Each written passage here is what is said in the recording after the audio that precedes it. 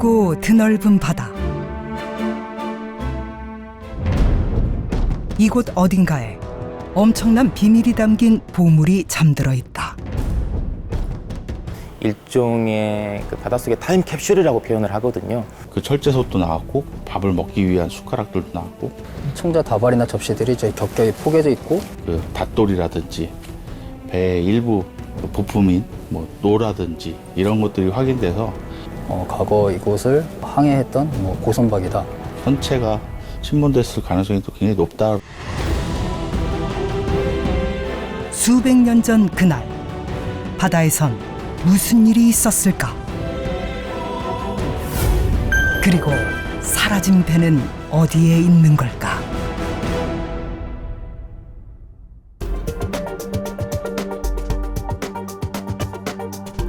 (60여) 개의 유인도와 무인도가 모여있는 고군산 군도. 관광 명소로도 유명한 이곳은 요즘 발굴 작업이 한창이다. 중량추를 던져서 거기서 10m 반경으로 해서 잠수사들이 이제 줄을 타고 원형 탐색을 하는 겁니다. 바다에 잠긴 유물을 찾고 있는 건데 지금 다이버 수심 몇이에요? 현재 수심 5m입니다. 5m 확인. 전문 잠수부들이 투입돼 바다 깊은 곳까지 살피는 수색 작업. 바닷속 보물은 끊임없이 올라오고 있다. 이런 닷돌도 나왔고요.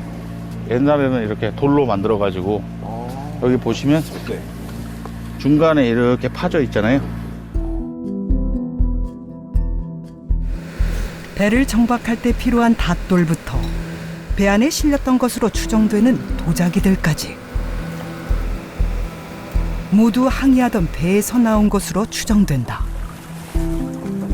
다량의 자기, 도기, 닷돌, 그다음에 선체편 일부.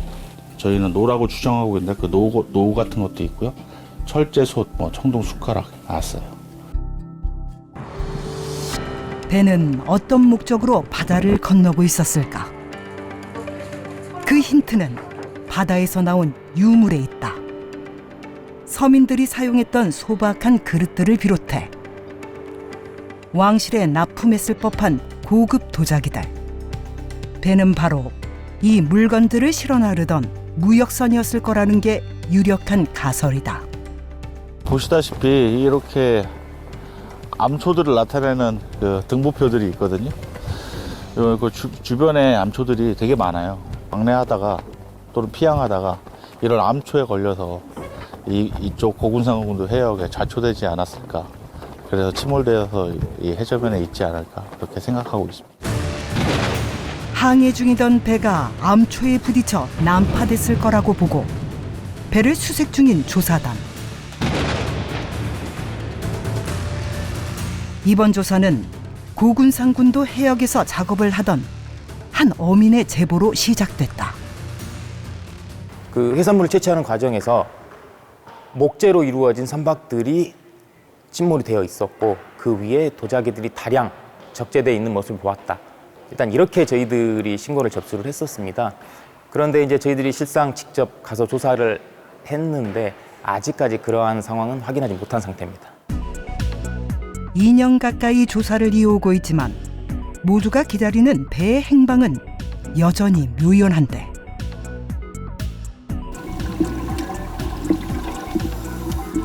지금으로서 배의 정체를 밝힐 단서는 배 안에 있었던 것으로 보이는 유물들 뿐이다. 주변에서 나오는 유물들의 양상을 보면 고려시대 자기류들부터 조선시대 자기류들까지 이렇게 같이 나오고 있거든요. 고려시대 선박도 침몰했을 가능성도 있고 조선시대 선박도 침몰했을 가능성도 있고 여러 시대 배들이 같이 침몰했을 가능성이 높은 것 같아요. 다양한 유물들이 좀 곳곳에 산포를 하고 있어요. 그 말은 그 해역의 선박이 침몰이 된 척수가 2척 이상일 수밖에 없다는 뜻이거든요. 고려부터 조선까지 다양한 시대의 유물들이 발굴되고 있는 걸로 봐서 고군산군도에서의 침몰 사고는 단 한 번의 일이 아니었을 터. 여기서 반드시 알아둘 사실이 있다.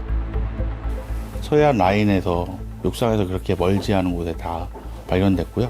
태안, 그다음에 여기 고군산군도, 진도, 그다음에 뭐 영광, 나골도 뭐 이런 식으로 다 대부분 다 서해 쪽에 집중되어 있습니다. 국내 고선박 대다수가 서해안에서 발굴됐다는 것. 이로써 우리는 고군산군도가 많은 배들의 길목이었다는 사실을 추측해 볼 수 있다. 또 이런 특징은 고군산군도의 기록이 담긴 옛 문헌을 통해 확인할 수 있다. 그 송나라 사신 그 서궁이라고 하는 사람이 그 선화봉사 고려도경이라고 하는 그런 일종의 그 견문 보고서를 통해서도 그곳에 입도를 했다는 기록도 남아 있고요. 주변에 이렇게 섬으로 둘러싸여 있는 형국이기 때문에 당시에 배들이 항해를 하기에 비교적 좀 안전한 곳이었다는 거죠.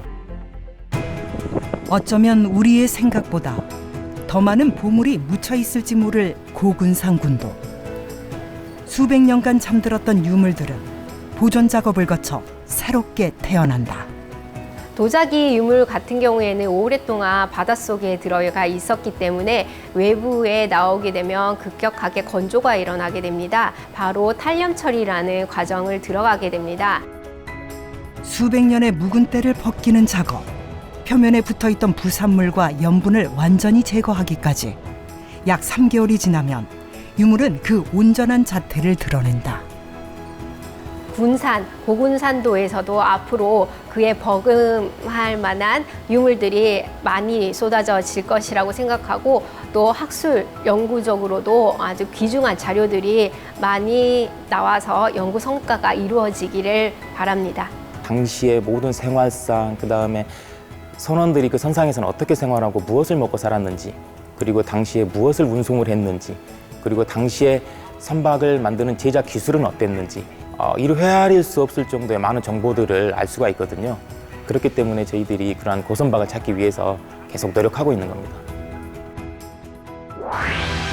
상상 이상의 역사가 담겨 있을 바닷속 고선박. 우리가 애타게 찾고 있는 보물선은 언제쯤 세상의 모습을 드러낼까?